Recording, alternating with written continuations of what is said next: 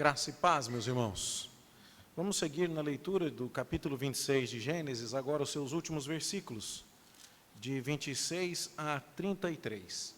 Vamos também fazer essa leitura em uníssono, todos a uma só voz. Gênesis 26, agora dos versos 26 a 33. Leiamos.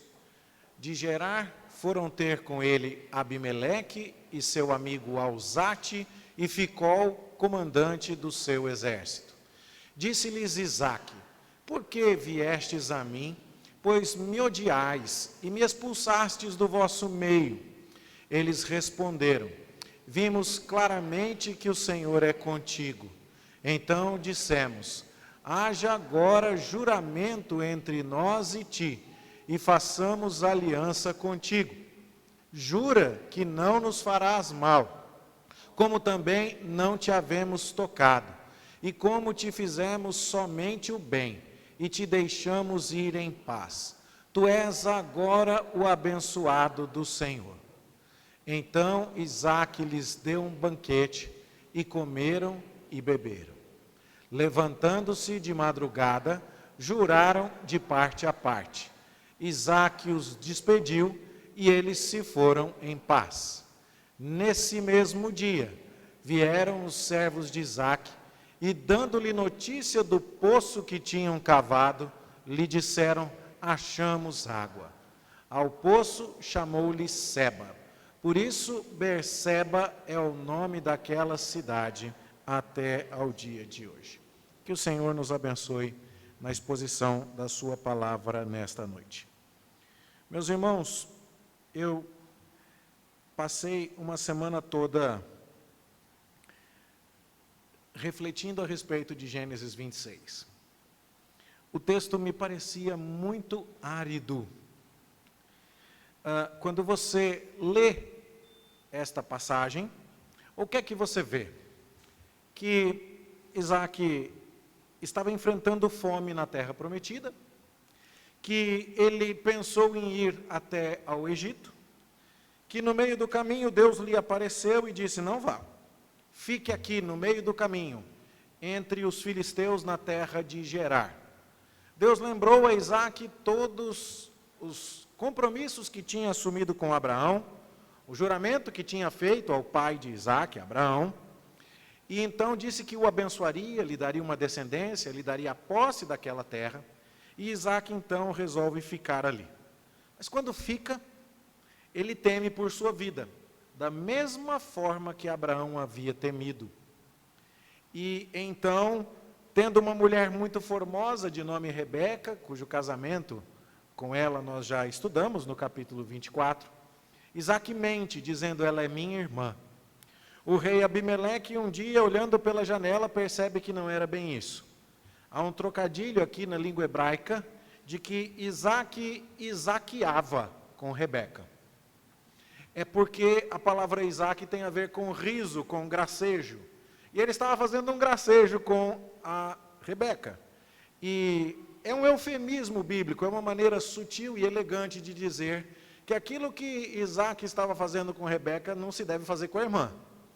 Era quase como uma preliminar para um ato íntimo. E então o rei chama Isaque e diz assim: obviamente essa mulher não é tua irmã.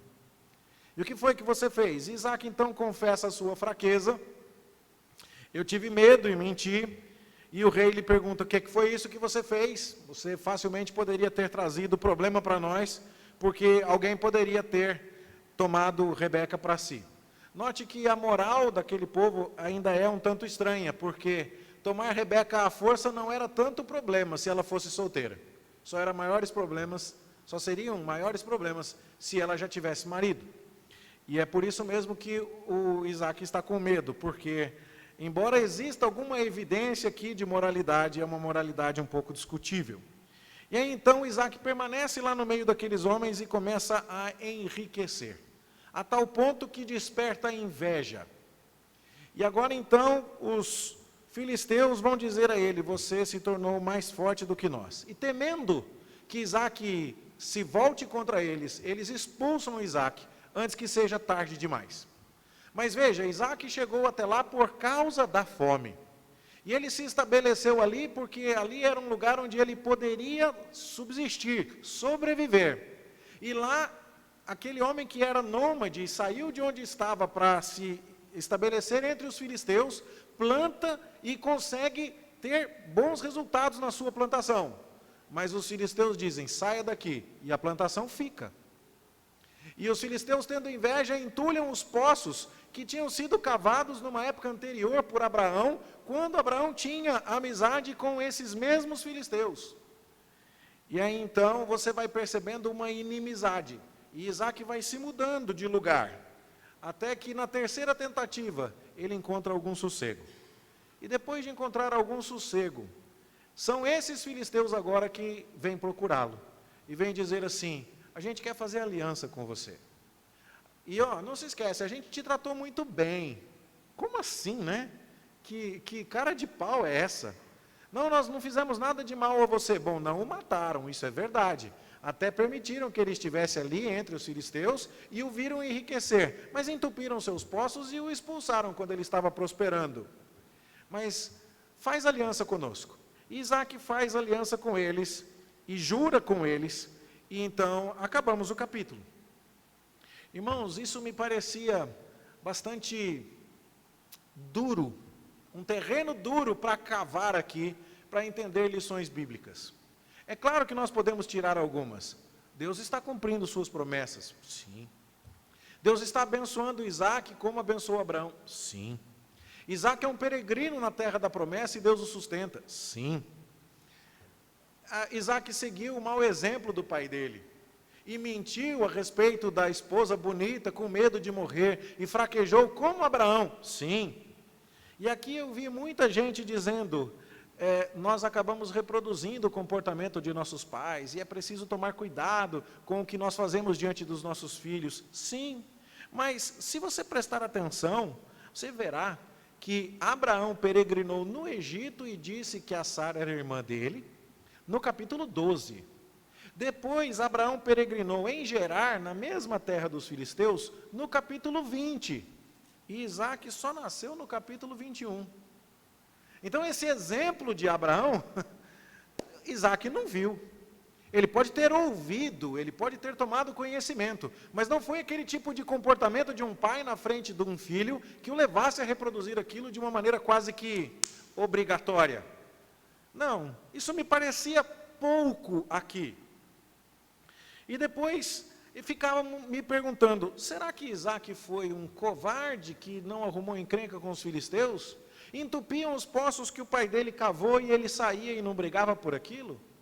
Ele tinha condição, ele era forte, ele tinha crescido, ele estava próspero? Ou será que ele foi sábio ao ser manso? E comecei a estudar todas essas coisas e pedindo a Deus que me desse discernimento. Irmãos, a literatura a respeito disso é escassa. Quando nós vamos aos livros que explicam Gênesis, eles falam muito pouco sobre Isaac. E daqui a pouco a gente vai ver. Este é o único capítulo do livro de Gênesis que está tratando de Isaac. Fala-se muito pouco sobre Isaac. É como se entre Abraão, Isaac e Jacó, Isaac fosse o elo fraco da corrente, você me entende? No capítulo 25 nós estamos vendo a morte de Abraão, e já estamos vendo o que aconteceu com Esaú e Jacó, e como Esaú vendeu o direito de primogenitura. E no final do capítulo 25, a ênfase já é em Esaú e Jacó. E passamos o capítulo 26 falando sobre Isaac, mas no 27 já temos Jacó enganando Isaac para roubar a bênção de Esaú. Isaac passa rapidinho pelo livro de Gênesis. A história de Abraão começou no capítulo 12 e acabou no capítulo 25, são 13 capítulos, 14 capítulos só para Abraão. A história de Isaac está no 26. E aí então eu comecei a prestar atenção sobre isso e comecei a perguntar o que estava acontecendo aqui. Foram dias, de segunda-feira passada até hoje, pensando a respeito dessas coisas, lendo livros e pedindo a Deus o discernimento para entender algumas questões. Eu creio que, por causa da minha limitação, não vou poder comunicar aos irmãos tudo que esse texto tem para ensinar. Mas eu encontrei algumas coisas aqui que falaram profundamente ao meu coração e eu queria compartilhá-las com vocês. Primeira questão importante aqui. nós precisamos tomar aquele cuidado para nunca vir direto do texto para nós. A gente precisa pegar o texto e entender quem foi que leu primeiro e quem foi que escreveu, para quem e com que finalidade. Aí então a gente entende o que esse texto significou para os seus primeiros leitores, e depois a gente, entendendo esse significado, faz a ponte para o que o texto deve significar para nós. E aí então, nós precisamos ir atrás dos objetivos e da audiência, dos leitores originais deste texto. Você sabe que foi Moisés quem escreveu o livro de Gênesis. E sabe que Moisés está se dirigindo a judeus, a hebreus, que ele vai tirar do Egito, da escravidão egípcia, para levar para a terra de Canaã. Só que aqueles hebreus estão escravizados há 430 anos. E estão escravizados pelo império mais poderoso do mundo, cuja glória permanece em pé para ser vista até hoje através das suas pirâmides, 5.000 anos depois. Então, aqueles homens que estavam escravizados no Egito estavam dizendo: espera aí, Faraó é muito poderoso. O Egito tem o rio Nilo, que quando transborda, fertiliza suas margens. Aqui temos comida garantida. Aqui temos subsistência. Você está querendo nos levar por uma viagem através do deserto, até uma terra possuída por outros homens fortes, está dizendo que Deus vai cumprir tudo isso e vai nos levar até lá? Você tem ideia, Moisés, do absurdo que você está propondo? Então agora Moisés quer convencer os hebreus a fazer exatamente isso, deixar o Egito e ir para a terra da bênção. E para que Moisés faça isso, ele precisa provar que Deus é fiel às suas promessas, que Deus é poderoso para cumpri-las e que Deus é capaz de guiar o povo pelo deserto até a posse da terra. Vamos lembrar aqui, meus irmãos, que o Egito é, ao longo de toda a Escritura, e particularmente por conta de suas qualidades geográficas, um símbolo da provisão natural. É de se esperar que tenha comida para comer no Egito. O Egito é o celeiro do mundo. Você vai se lembrar que houve fome também nos dias de Abraão, e Abraão foi ao Egito em busca de comida, no capítulo 12. Você vai se lembrar agora que, havendo fome nos dias de Isaac, ele pensa em ir ao Egito, mas Deus lhe diz: fica aqui. E você vai se lembrar que nos dias de Jacó houve fome de novo, e os filhos de Jacó foram ao Egito em busca de comida. E que quando chega lá, é José quem está lá, armazenando comida durante anos, para abastecer o mundo inteiro, tal a capacidade do Egito de prover comida. O Egito, portanto, é um símbolo da constância das riquezas deste mundo e de uma certa segurança que as coisas naturais do mundo poderiam oferecer. Mas Deus está convidando Isaac a ficar numa terra que não depende da enchente do Nilo ao transbordar de suas ribanceiras. Canaã depende da chuva que cai do céu. Ela é descrita como uma terra que mana leite e mel, mas quando deixa de chover, a terra passa fome. Não foi assim que aconteceu nos dias de Elias? Quando ele disse: tão certo como vive o Senhor, perante cuja face estou, não haverá chuva aqui enquanto eu não disser, e a terra toda passa por grande fome nos dias do rei Acabe em Israel? Pois bem, o Egito é muito mais garantido do ponto de vista humano, daquelas coisas que nós, enquanto seres humanos limitados, podemos ver e prever. O Egito parece muito mais seguro. Mas a terra de Canaã é a terra da promessa, é a terra da bênção, é a terra daqueles que confiam no Senhor, é a terra daqueles que não vão depender de suas próprias forças ou dos poderes deste mundo, mas é a terra daqueles que vão viver pela fé. O Egito tem todas essas bênçãos, mas simboliza a escravidão. Canaã tem todas essas questões que nos convidam a viver pela fé, mas é a terra da liberdade, é a terra da promessa, é a terra de Deus. Então agora, Moisés está dizendo: saiam do Egito comigo. E essa parte da história é uma parte em que Deus estava dizendo para Isaac: não vai para o Egito não. E agora então a gente começa a perceber por que isso está acontecendo aqui. E Deus dizendo: Isaac, não é o Egito a tua salvação sou eu. Você pode ficar aqui nessa terra mesmo havendo fome, porque quem vai cuidar de você sou eu, e eu farei isso por causa da minha promessa ao teu pai Abraão. Será que os hebreus que ouviam Moisés estariam dispostos a fazer como Isaac, a confiar nas promessas de Deus e ir para Canaã? Eu imagino que se Moisés conseguisse demonstrar algumas coisas para eles, isso ficaria mais fácil. E eu creio que esse texto foi escrito para que Moisés pudesse reforçar na mente dos hebreus algumas coisas. Primeira delas, é óbvio que Deus abençoou Abraão. Abraão saiu lá da Mesopotâmia, de Ur dos Caldeus, de uma terra onde se adorava a lua, atravessou todo o rio Eufrates e veio parar em Harã, depois desceu até Canaã, teve um filho de maneira miraculosa, cresceu, multiplicou, se tornou forte, venceu guerra contra reis, tomou posse da terra, comprou um sepulcro, teve um filho na velhice, e Deus cuidou de Abraão, e é indiscutível a bênção de Deus sobre Abraão. E essa bênção passou para Isaac. E é aqui no início do capítulo 26 que nós vemos Deus prometendo a Isaac a continuidade de todas essas bênçãos. Então, o mesmo Deus que cumpriu as promessas a Abraão, agora está dizendo, abençoarei Isaac. E você viu a bênção passada a Isaac no final do capítulo 25, quando Isaac, depois de esperar por 20 anos, tem como filhos de Rebeca, uma mulher também estéril, Esaú e Jacó.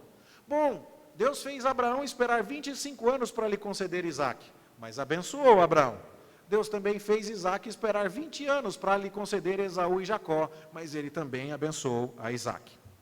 Deus protegeu Abraão dos inimigos. Quando Abraão foi até o Egito e Faraó se apossou de Sara no seu harém, Deus protegeu Abraão. Quando Abraão foi até Gerar, a terra dos filisteus, o mesmo lugar onde Isaac aqui está, tinha um homem lá chamado Abimeleque, e esse parece ser um título real. A palavra Abba, você conhece do Novo Testamento, quer dizer pai. Abi quer dizer meu pai, e Melech quer dizer rei. Abimeleque quer dizer meu pai é rei. Então é um título para o príncipe, para o governante. E então, talvez o Abimeleque que Abraão conheceu fosse muito provavelmente o avô desse Abimeleque que Isaac está enfrentando agora. Mas a terra é a mesma. E lá, Abraão também mentiu a respeito de Sara, e Deus também protegeu Abraão, dando a Abimeleque uma revelação. Então, Deus protegeu Abraão, e agora Deus está protegendo Isaac. E povos fortes, como foi o caso do Egito, em Gênesis 12, ameaçando a família da aliança, estavam perturbando o possível seguimento da promessa de Deus. Aconteceu com os filisteus em Gênesis 20, quando Abraão peregrinou em Gerar, e agora acontece aqui com Isaac em Gênesis 26. E você então percebe que Deus está protegendo o seu povo dos inimigos, mesmo diante de povos fortes. O Isaac peregrina pelo deserto quando os inimigos o expulsam. Ele deixa as lavouras para trás e sai cavando poços, e Deus vai lhe dando a bênção de achar água. E mesmo quando os inimigos tomam e reivindicam aqueles poços para si, Isaac não está desamparado por Deus. Ele vai atravessar o deserto e Deus vai arrumar água para ele beber. Quando Moisés então está dizendo, pessoal, vamos sair do Egito, vamos para Canaã, vamos passar pelo deserto. Todo mundo está olhando a história de Isaac e está dizendo, Deus já fez isso uma vez, ele pode fazer de novo. Isaac não precisou ir até o Egito para prosperar. Israel não precisava ficar no Egito. Podia confiar no Senhor e ir até a terra da promessa. Note que quando Isaac sai do meio dos filisteus aqui neste capítulo, o que o rei Abimeleque está falando para ele? Sai de nosso meio, versículo 16, porque você já se tornou muito mais poderoso do que nós. E Abimeleque então expulsa Isaac. E o que foi que o faraó fez com os hebreus quando eles começaram a ficar muito numerosos? Ele começou a matar os meninos hebreus jogando-os no rio Nilo. A mesma ameaça de Abimeleque em Gerar para com Isaac, ele está muito poderoso, manda embora, era a ameaça de Faraó aos hebreus no Egito. Eles estão crescendo muito, vamos matar os meninos jogando no Nilo. E em todos os dois casos, Deus está dizendo, eu sou poderoso para protegê-los.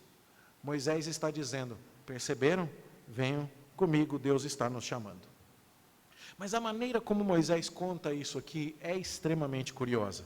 E foi essa talvez uma das descobertas mais interessantes que fiz ao estudar esse texto. Eu já tinha alguma ideia disso, mas a extensão desse arranjo do livro de Gênesis me surpreendeu bastante aqui. A palavra que eu queria trazer para você é anacronismo. Anacrônico é aquilo que está fora da ordem cronológica. Você já contou uma história ao contrário? Você já viu alguém dizendo assim, por que você só falou isso agora? É porque você estava deixando a melhor parte para o final, é porque você queria causar uma surpresa, fazer graça no caso de uma piada, ou porque você estava escondendo alguma falha. A ordem como as coisas são contadas é importante. E o que é que nós percebemos aqui? Nós percebemos muitos anacronismos nessa história. Voltando um pouco ao capítulo 25, nós vamos ver como Moisés conta a história de maneira anacrônica. Veja que no capítulo 25, versículo 1, nós começamos a ler sobre os filhos que Abraão teve com Quetura. Mas você se lembra comigo que os filhos de Abraão com Quetura nasceram antes de Isaac. E por que a gente sabe disso? Porque a Bíblia é clara que quando Abraão teve Sara, ele já estava amortecido. Foi miraculosa a concepção, não apenas da parte de Sara, mas também da parte de Abraão. Então não faria sentido Abraão ter esperado Sara morrer, já amortecido, com Isaac com 37 anos de idade, para ele com 137 sair fazendo esse tanto de filho aqui. Não. Os filhos de Abraão com Quetura nasceram antes, mas aqui na ordem do capítulo 25, Moisés primeiro conta que Abraão teve filhos com Quetura. E por que ele faz isso? Porque ele está se preparando e preparando o seu leitor para se despedir de Abraão. Está saindo Abraão de cena, agora a gente vai introduzir para você como a história vai continuar. Mas a história vai continuar com Isaac. Só que antes de entrar no Isaac, ele fala dos filhos de Quetura, ele fala da morte de Abraão, fala dos descendentes de Ismael, que não é o filho da promessa, para depois falar a respeito dos descendentes de Isaac. E quando ele entra na história de Isaac, aí ele vai embora, decola e vai contando a história de Isaac e dali para frente não para mais. Então você percebe um primeiro anacronismo aqui, quando os filhos de Quetura são passados na frente, na ordem cronológica. E por quê? O objetivo de Moisés é dizer, a bênção que Abraão carregava, não passou para os filhos de Quetura, não passou para o filho de Agar, passou para Isaac, filho de Sara. Nós entendemos isso. Outra coisa interessante aqui, a morte de Abraão, no versículo 7 do capítulo 25, é registrada antes do nascimento de Esaú e de Jacó. Mas quando a gente faz as contas, a gente sabe que Esaú e Jacó nasceram quando Abraão ainda estava vivo. E que quando Abraão foi morrer, Esaú e Jacó tinham 15 anos de idade. Quando Isaac nasceu, Abraão tinha 100. Quando Esaú e Jacó nasceram, Isaac tinha 60, Abraão tinha 160. E Abraão viveu até os 175, então ele viu os netos até os 15 anos de idade. Mas por que a morte de Abraão foi contada primeiro? Também para que você e eu possamos ver, Abraão recebeu de Deus todas as promessas feitas. Abraão viu que Deus prometeu e cumpriu. E, além disso, nós vamos aqui ver que a linhagem vai continuar. O Abraão morreu, mas depois dele veio o Isaac e Jacó, e a descendência avança. Além disso, o nascimento de Esaú e Jacó, e agora nós chegamos ao capítulo 26, é contado antes dessa história do Isaac peregrinar entre os filisteus. O Isaac está lá no meio dos filisteus e está todo mundo perguntando, quem que é essa mulher? Ele fala, é minha irmã. E o rei diz assim, mas por que você escondeu isso de nós? Algum homem poderia facilmente ter tomado Rebeca. Mas será que faria sentido alguém achar mesmo que a Rebeca era a irmã de Isaac, se toda hora tivesse um parzinho de gêmeos falando, mãe, mãe, mãe, mãe? Eles não iam pensar isso. Então o que você percebe é que a história de Esaú e Jacó veio contada antes. E depois Moisés habilmente vai organizar o material para falar de quando Isaac peregrinou entre os filisteus e disse que Rebeca é sua irmã. E a pergunta agora é, por quê? E agora quando a gente começa a olhar isso, nós vemos de novo, Deus destaca, eu fui fiel a Isaac e eu dei filho para ele. E eu cumpri a promessa, e a Rebeca era estéril, mas eu dei a ele gêmeos. E apesar dele ser falho, eu o sustentei.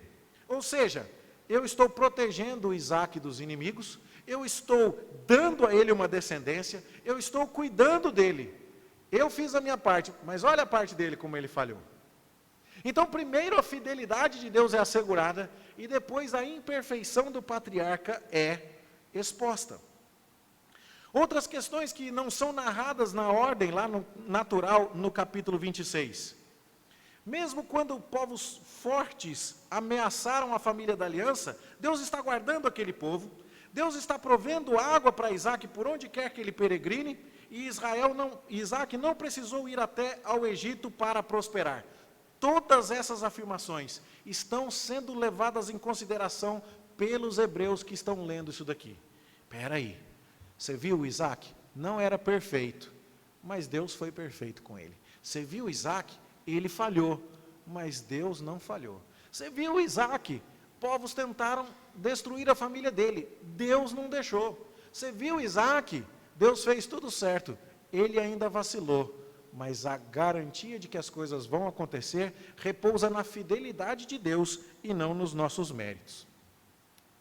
Então, quando Moisés organiza o material assim, primeiro ele se preocupa em garantir, viu só? Abraão morreu vendo todas as promessas. O Isaac teve os descendentes. Deus conduziu o seu povo. Agora ele pode convidar os hebreus a seguirem a Moisés através do deserto em direção a Canaã. Mas o que chamou mais a minha atenção foi o fato de que no finalzinho do capítulo 25, quando Moisés nos apresenta Esaú e Jacó, tem aquela história do Esaú vendendo a bênção por um prato de lentilha. E sabe o que aconteceu aqui? Por causa de fome. O Esaú chega e fala para o Jacó assim, o que você fez de comida aí? Eu estou exaurido, é a palavra, é aquela ideia de esgotado, tem a ver com estar cansado, mas tem a ver com estar com fome, me dá essa comida. E o Jacó diz assim, eu não dou, eu vendo, eu quero a bênção, eu quero a primogenitura. E o que é curioso é que por causa da fome, o Esaú entrega a primogenitura. Você acaba de ler no final do versículo, do capítulo 25, que por causa de fome, o Esaú despreza as promessas de Deus. E agora, por causa de fome, no início do capítulo 26, o Isaac está tentado a ir para o Egito, largando a terra da promessa. Percebe? Tem fome no fim do capítulo 25, o Esaú querendo comer. E ele troca a bênção por algo que resolva instantaneamente o problema da fome. E vende a bênção para o irmão. Também tem fome no início do capítulo 26, mesmo que a história não seja contada na ordem cronológica. E agora, será que o Isaac vai até o Egito, que não é a terra da promessa, por causa de fome, e vai esquecer as promessas e as bênçãos de Deus? Tem mais ainda. Isaac está sendo lembrado por Deus a respeito do juramento que Deus fez a Abraão, e as promessas de Deus. E como é que foi que o Jacó comprou a bênção do Esaú? Não, você vai vender mesmo a sua bênção para mim pelo prato de lentilha? Jura. E aí você tem um juramento do Esaú dizendo assim, eu juro, pode ficar com a bênção, porque eu estou preocupado com a minha fome. E aí você vira do capítulo 25 para o capítulo 26, e tem Deus dizendo assim, eu é que juro, fica aqui porque a bênção está aqui, e eu é que vou cuidar da sua fome. Percebeu? O arranjo, portanto, é anacrônico, mas é temático. E a pergunta que fica, portanto, é a seguinte, você vai confiar mais no juramento e na promessa, ou vai estar mais preocupado em cuidar da sua fome? E você vai querer cuidar da sua fome com o prato de lentilha que está sendo oferecido para você, ou com o Egito que está sendo uma solução humana, ou você vai confiar que a resolução do seu problema de fome virá da promessa de Deus e da fidelidade de Deus ao seu juramento. É curioso, inclusive, que no final do capítulo 26, os filisteus estão indo até Isaac, dizendo assim, Isaac, a gente viu, Deus é com você, jura para nós que você não vai fazer mal para a gente. E então temos 3 juramentos em perspectiva. O juramento do Esaú que vendeu a bênção. O juramento de Deus que falou que abençoaria Isaac como abençoou Abraão. E o juramento que Isaac faz para com os filisteus, dizendo que, como um abençoado de Deus, ele não faria mal àquelas pessoas. Que coisa! A fome, o juramento e a bênção são temas que estão ligando esta narrativa, que não foi contada na ordem cronológica, mas foi contada na ordem temática. E agora fica a pergunta: como é que você vai cuidar da sua fome? Com recursos próprios, buscando o Egito, abrindo mão da bênção por um prato de lentilha, ou confiando no juramento de Deus e nas promessas de Deus, e sabendo que Deus é poderoso para cuidar de você? Então, esta é a questão temática aqui que me surpreendeu bastante, e eu espero que tenha feito sentido para você estas colocações. Mas existe algo aqui que também é muito, muito interessante, que é o fato das repetições. Nós já vimos essa história de um patriarca com a sua esposa bonita, indo para uma outra terra, e os homens colocando os olhos em cima daquela mulher bonita, e ameaçando a família da aliança, e o patriarca com medo, resolvendo mentir para se proteger, dizendo que a esposa era sua irmã, e depois que o rei do povo inimigo percebe, confronta o patriarca, e o patriarca sai dali com grandes riquezas e vai embora abençoado. Essa história está contada no capítulo 12, quando Abraão vai até o Egito. Ela está contada no capítulo 20, quando Abraão vai até essa mesma terra, mas não com esse mesmo rei. E ela está contada aqui no capítulo 26, quando Isaac vai para a mesma terra. E a gente poderia fazer uma tabela aqui para apresentar a semelhança entre os 3 textos. Quando Abraão vai para o Egito, é dito que havia fome na terra. E quando Isaac vai inicialmente em direção ao Egito, mas para em Gerar, é dito que havia fome na terra. Mas Moisés é cuidadoso aqui. Veja que no versículo 1 ele diz assim: sobrevindo fome à terra, além da primeira havida nos dias de Abraão. Então ele está querendo dizer, calma, são 2 histórias diferentes. É um padrão de repetição aqui. Bom, além de haver fome na terra, é dito que Sarai era formosa e que Rebeca era formosa. É dito que, tanto nos 2 casos de Abraão, como no caso de Isaac, ambos falaram que as esposas eram sua irmã, ambos estavam com medo de serem mortos, ambos testemunharam a bênção de Deus em preservar suas famílias. No caso dos filisteus em Gerar, nos dias de Abraão, eles disseram: nós percebemos, o Senhor é contigo. E agora com Isaac disseram a mesma coisa. E tanto Abraão quanto Isaac foram procurados pelos filisteus para dizer assim: vocês podem nos abençoar, por favor, porque nós estamos vendo que Deus está com vocês. Essas repetições, irmãos, nem sempre foram vistas com bons olhos por aqueles que não acreditam na Bíblia. Tem gente que resolveu estudar a Bíblia como se fosse uma colcha de retalhos. Eles não acreditavam que Moisés sentou e escreveu todo esse relato. Eles achavam que isso aqui foi uma espécie de fabricação da história do povo de Israel. Deixe-me ver se eu consigo explicar um pouco para você, sem me estender demais. Depois você pode perguntar para minha esposa Priscila ou para o Lexel, eles vão te contar com muito mais detalhes do que eu.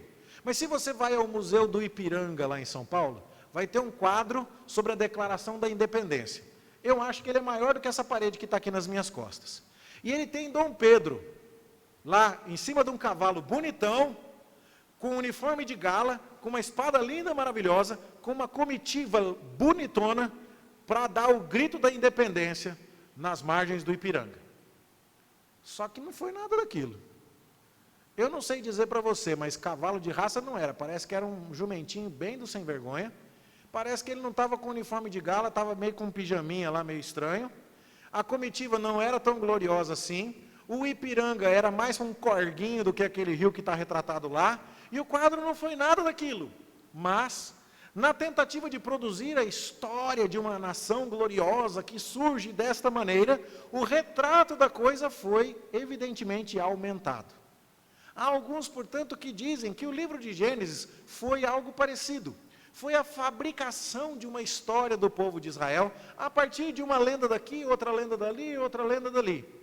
E segundo esses críticos, tinha uma história de alguém que foi com uma mulher bonita na terra do inimigo e puseram os olhos na mulher dele e disseram que ia pegar aquela mulher, mas depois Deus não deixou e ele saiu de lá protegido e com dinheiro.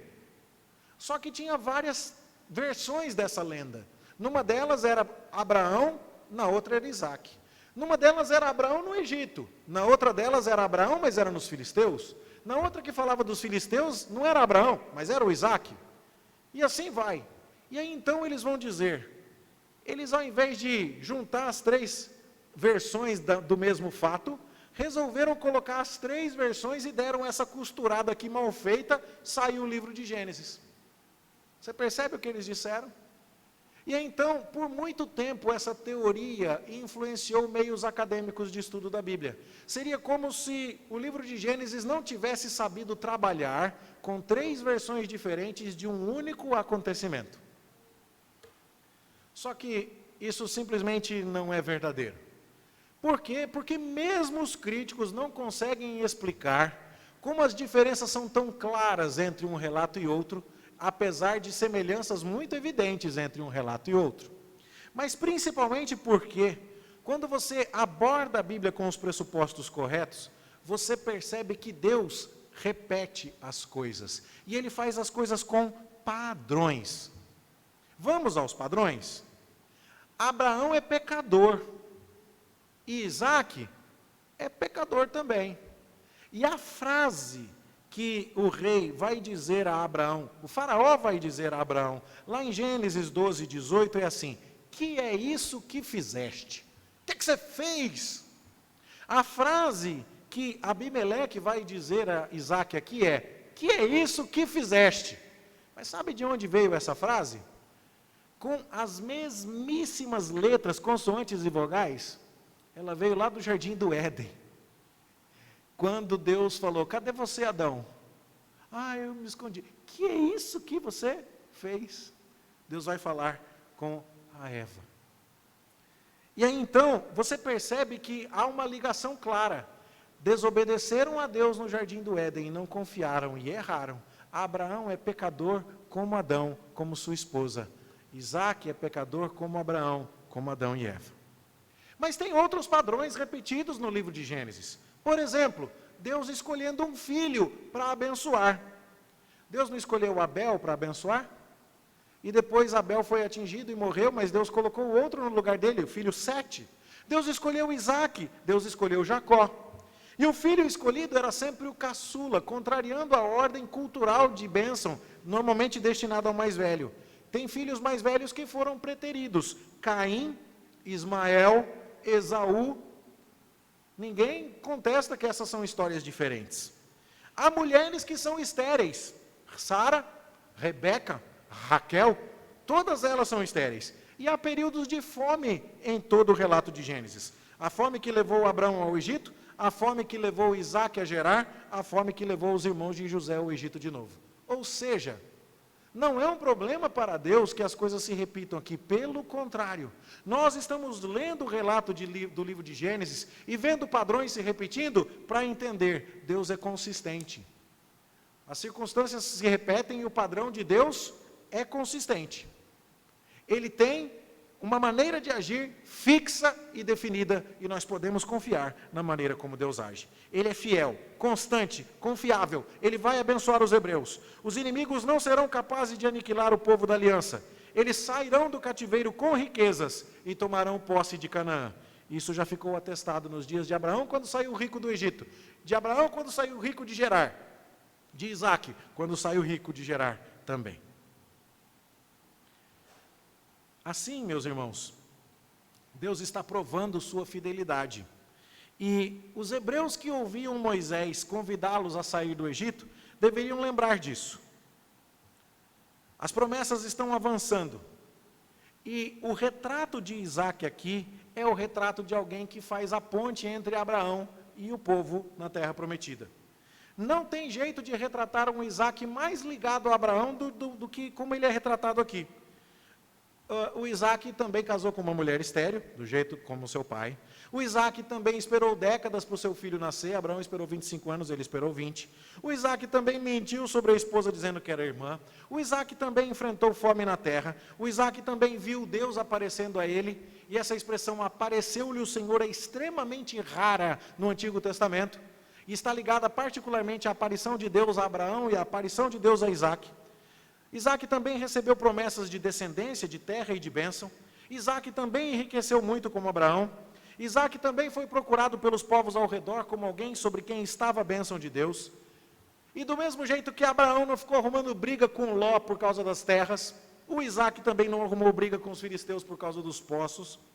Isaac está sofrendo injustiças por parte dos filisteus que entopem os seus poços, mas Abraão também sofreu injustiça na hora de comprar o sepulcro para a sua esposa Sara e nem por isso reclamou. E da mesma forma que você vê na história de Abraão uma grande inversão, um homem sem herdeiros se torna pai de uma numerosa nação, você vê aqui na história de Isaac uma grande inversão, um homem que chega entre os filisteus porque está passando fome e sai de lá sendo ele que tem mais comida do que todo mundo. Então, quando você está olhando essa história e lendo-a como um hebreu cativo no Egito por 4 séculos, sendo convidado por Moisés a deixar o Egito e ir para Canaã, você vai ficando meio sem escapatória. Você precisa confiar. Mas tem gente aqui que não confiou. E essas pessoas são também um exemplo. O Isaac não se arrependeu de ficar em Gerar, confiou e foi bem sucedido. Abraão não se arrependeu de confiar em Deus, Deus o sustentou. Mas você percebe qual é a moldura deste capítulo 26? No final do capítulo 25, você tem Esaú vendendo a bênção, por causa de um prato de lentilha. Você tem Esaú fazendo um juramento, pode pegar para você. No começo do capítulo 26, você tem, de novo, Deus dizendo, eu garanto a tua comida, eu fiz um juramento, fica aqui, vem comigo. E no final do capítulo 26, você tem Isaac fazendo um juramento com os filisteus que o oprimiram, dizendo, pode deixar que eu não vou oprimir vocês, dando a ideia de que ele se tornou superior aos seus inimigos. E a pergunta é, qual juramento que você vai imitar? O juramento de Esaú, que abriu mão das promessas de Deus para ficar com uma comida momentânea, ou o juramento de Deus, que acabou dando ocasião para que Isaac fizesse um juramento para com os filisteus? A questão é essa, é por comida que Esaú desprezou a primogenitura, e Isaac não cometeu o mesmo erro, ele ficou ali em Gerar. É um pecador, como Abraão, é um homem imperfeito, é um homem que enfrentou dificuldades, enfrentou ameaças, tentaram destruí-lo, e ele estava com medo de sua própria vida, e o seu casamento quase é colocado aqui em risco, mas Deus o protegeu. E agora é hora de confiar na promessa de Deus, e não de tentar resolver as coisas com as próprias forças. Quem está olhando para esse texto agora, está vendo Moisés dizendo, eu vim até vocês em nome do Deus de Abraão, de Isaque e de Jacó. Esse Deus jurou que daria para vocês aquela terra. Esse Deus quer tirar vocês daqui e quer levar vocês para a terra que mana leite e mel. E vocês vão atravessar o deserto, mas vão atravessar o deserto com Ele. Não tem água no deserto? Isso não foi problema para Deus nos dias de Isaque. Sempre houve água por onde Isaac passou. Será que você entendeu isso? Então esse texto está tanto olhando para trás, quanto olhando para frente. Ele olha para trás para convidar os hebreus a entenderem. Deus nunca falhou. Nunca faltou poder para Deus. Nunca faltou para Deus a memória de suas promessas. Deus nunca foi infiel a nada que disse. Deus é confiável. E agora, vocês podem ver que todos os que confiaram nele, se deram bem. Ninguém se arrependeu. Ao passo que aqueles que desprezaram a bênção de Deus, se deram muito mal. Como é que vocês, israelitas, vão reagir? Deus está chegando até vocês através de Moisés, e está dizendo, vim cumprir as promessas. Promessas que ele já fez antes. Ele já tinha tirado os descendentes, todo o povo já tinha saído através de Abraão.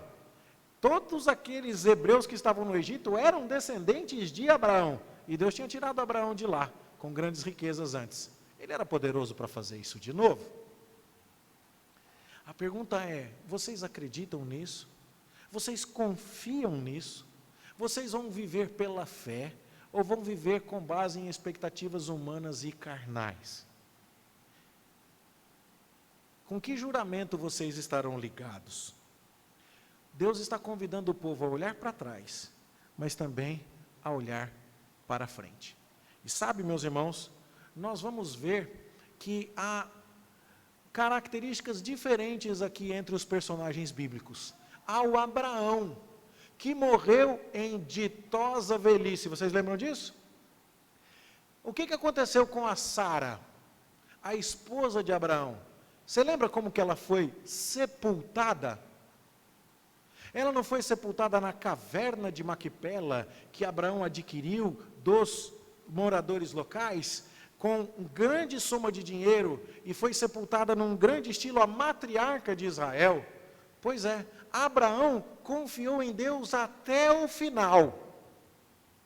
E quando você vê o balanço da vida de Abraão, você diz assim, valeu a pena, ele foi até o final. Abraão é o exemplo supremo aqui de alguém que confiou, é o pai da fé. Por outro lado, você tem o exemplo de todos eles, o pior, que é o exemplo de Esaú. Esaú só queria saber da comida. Eu estou exaurido, dá um pouco dessa comida aí, desse seu guisado vermelho. Ah, você quer a minha bênção? Pode pegar.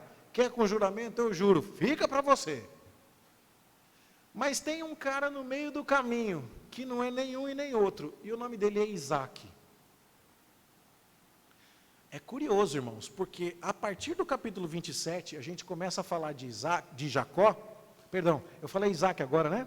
Quem está no meio do caminho é o Isaac, quem está no exemplo do... Vou voltar. O Abraão é o exemplo da fé, o Esaú é o exemplo do desprezo, e quem está no meio do caminho é o Isaac. E por que o Isaac está no meio do caminho? Porque ele começa bem, Deus manda ele ficar em Gerar e ele fica. Mas depois ele entra nas pegadas do Esaú. E por quê? Porque olha só como é que termina o capítulo 26. Você vai vendo ali que Esaú tinha 40 anos de idade quando tomou por esposa Judite e a Basemate. E aí, então você já vai vendo aqui que o Abraão mandou buscar a esposa para o Isaac. Mas o Isaac não se preocupou em buscar a esposa para o Esaú. Ok? E você vai ver, inclusive, que Deus já tinha falado para Rebeca que havia 2 nações no ventre dela, no capítulo 25, verso 23, e que o mais velho ia ser servo do mais novo.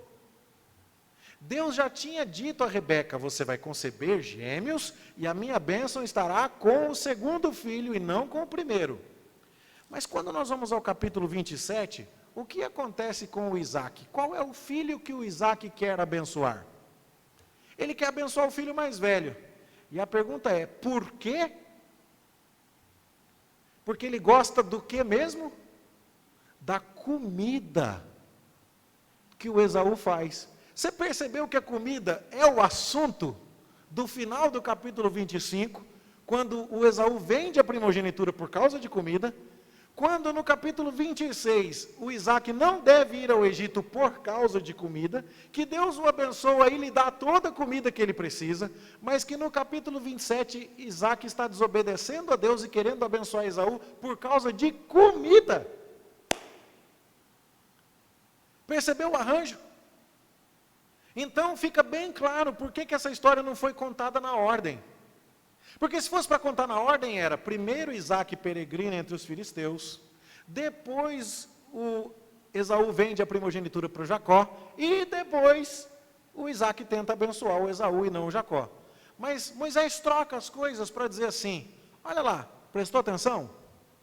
O Esaú vendeu a bênção por comida, ignorou o juramento de Deus. O Isaac começou bem, confiou nas promessas, deu certo, Deus o abençoou e multiplicou a plantação dele a 100 por 1. Mas no final do caminho ele derrapou. E ele tenta agora abençoar o filho que Deus não escolheu. E por que ele faz essa escolha? De novo por causa de comida. E sabe qual é o castigo que Deus dá a Isaac? E o que é curioso aqui? É um castigo literário. Será que você consegue entender o que eu estou dizendo? A história de Abraão, capítulo 12 até capítulo 25. A história de Jacó já começa no 27. Tudo que nós sabemos do Isaac está no 26. Mais um detalhe, o sepultamento de Sara está no capítulo 23, narrado com detalhes. Qual foi o terreno, qual foi o preço, como que o Abraão comprou, como foi que ele sepultou a mulher dele. A Rebeca, a gente nem sabe como que morreu. O livro de Gênesis não conta. Mas para piorar, e a gente vai falar sobre isso depois, o livro de Gênesis conta como é que foi que a Débora, uma serva de Rebeca, foi sepultada. Aí é doído. Porque lembra que o Damasceno Eliezer foi até Arã buscar a noiva para Isaac? E que a Rebeca veio cheia de criadas e tudo mais? A gente nem sabia o nome das criadas. Mas quando chega na hora de contar a história do Isaac, o Isaac some. Ele desaparece. Depois desse episódio da bênção aqui, ele ainda vai viver muitos anos e nada é dito a respeito dele. Não é que morreu em ditosa velhice ou que isso e aquilo. Ele sumiu. E por quê? Porque no final das contas ele estava de olho na comida que o Esaú fazia. Isso chamou demais a minha atenção, meus irmãos. A maneira como o escritor sagrado aqui, Moisés, organiza esse material é para convidar a gente a pensar. Você vai confiar na promessa ou vai querer tomar decisões baseadas em coisas tão transitórias quanto comida?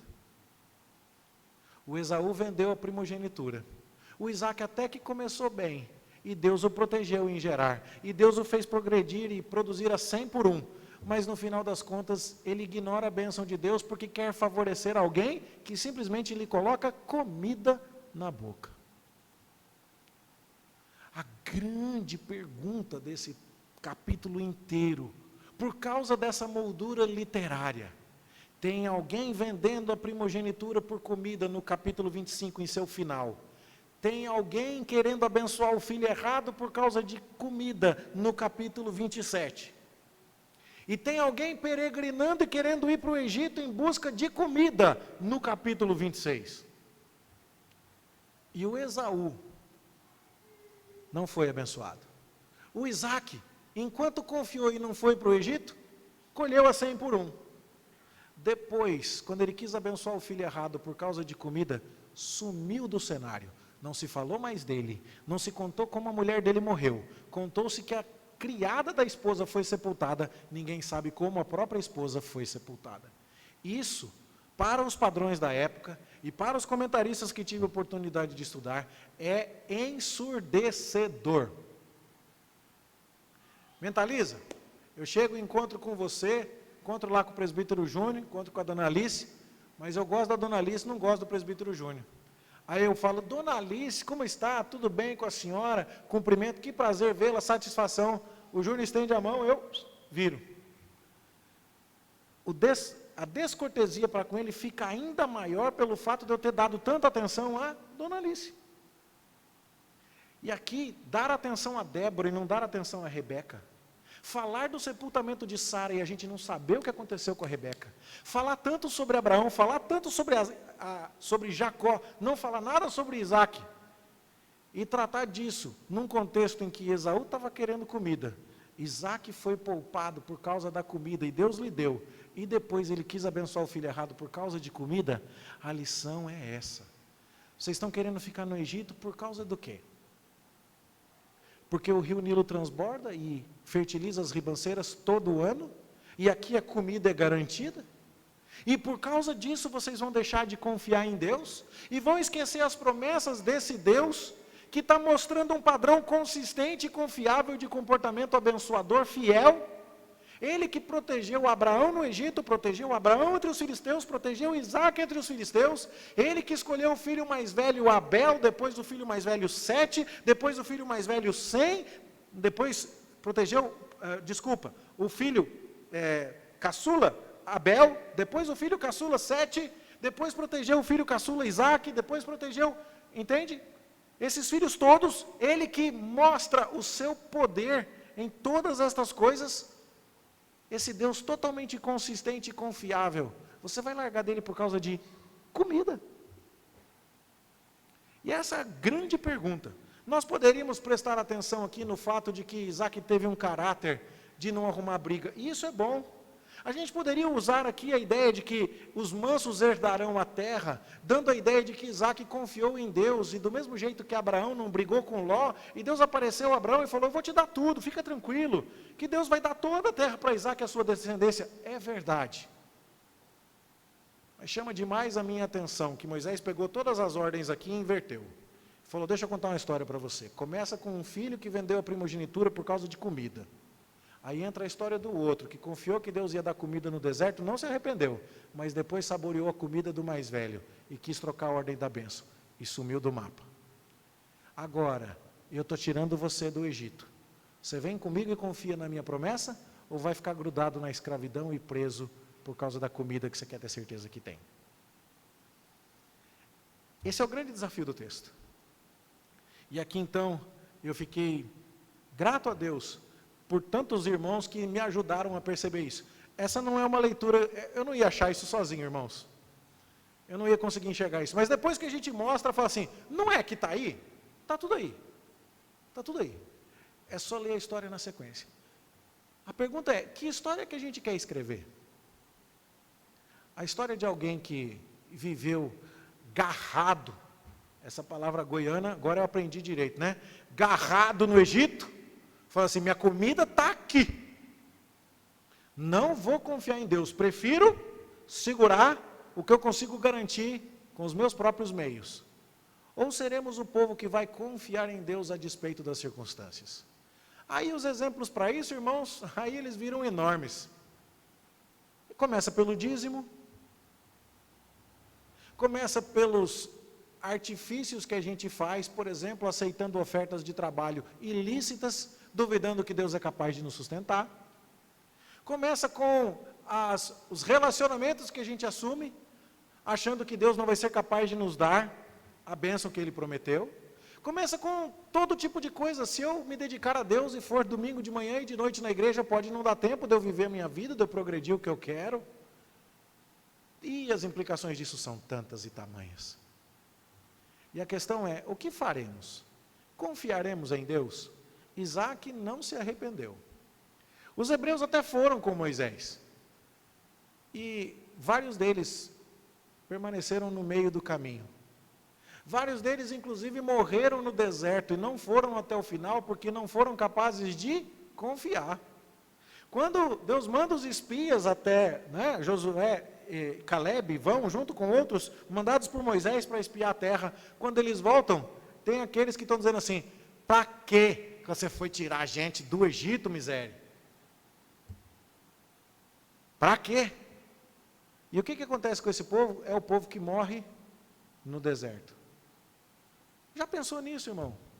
Esse é o livro da história de gente que foi chamada a viver pela fé. Próxima vez que você estiver tentado a desobedecer, próxima vez que você estiver tentado a cuidar e garantir a comida e esquecer a promessa, lembra disso aqui. Um capítulozinho para o Isaac. Onde é que essa Rebeca está enterrada? O que foi que aconteceu com esse homem? Que entrou no cenário de maneira tão gloriosa, herdando tantas bênçãos de Abraão, e depois sai de cena de maneira tão diminuída. Nós somos chamados a viver pela fé. Nós somos chamados a confiar em Deus. Nós somos chamados a entender, Deus é fiel. Os padrões são claros. Moisés repetiu, ele contou várias histórias, onde dava para ver que Deus era fiel. Será que nós acreditamos nisso? A minha oração, meus irmãos, é que nós aprendamos com isso. E, inclusive, Louvemos a Deus pela glória da sua palavra, até mesmo em seus aspectos literários. Nós, às vezes, não paramos para admirar a beleza literária da Bíblia, mas Deus também sabe contar uma história como ninguém. E Ele sabe chamar a nossa atenção através dessas coisas. Fiquei impressionado com vários detalhes. O Isaac isaqueando com a Rebeca. Achei interessante. Achei interessante, nem deu tempo de falar, que um dos poços em que eles estavam contendendo se chamava Sitna, de contenda, de acusação, que vem da mesma raiz de Satanás. E ele não dando bola para aquilo. E aí depois a gente vai vendo os nomes do poço da promessa, Berseba e tantas outras coisas acontecendo, e Isaac cavando os poços que o seu pai já tinha cavado antes, e insistindo em ficar nos lugares do seu pai, e insistindo em ficar na promessa, quanta coisa.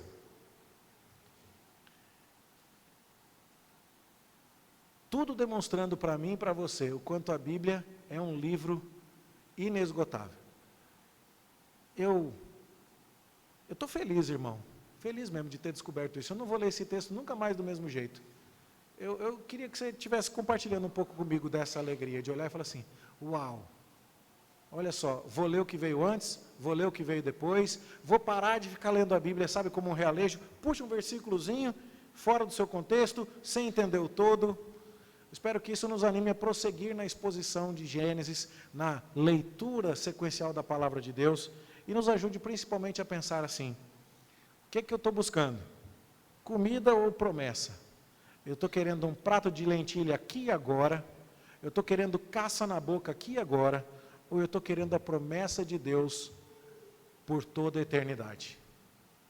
Eu lembro de Silvio Santos, domingo no parque, uma criança dentro de um foguete, acendendo uma luzinha, e Silvio Santos perguntando, você troca esta bicicleta Caloi, com aros não sei o que e tal, por essa caixa de fósforos riscados? E aí a criança dizia lá dentro, na hora que acendia a luz, sim, não, e de repente sabe-se lá com o que ia sair de dentro daquele jogo do Silvio Santos. A gente está rindo, mas às vezes a gente está fazendo a mesma coisa. Deus tem promessas maravilhosas para nós, e a gente está se esquecendo delas, e trocando tudo por causa de um prato de comida. Deus tenha misericórdia de nós e nos ajude a aprender com essa história em nome de Jesus. Amém. Nós vamos cantar uma música para terminar. Amigo de Deus, ter a paz no coração, confiar no Senhor, esse é o melhor para todos nós.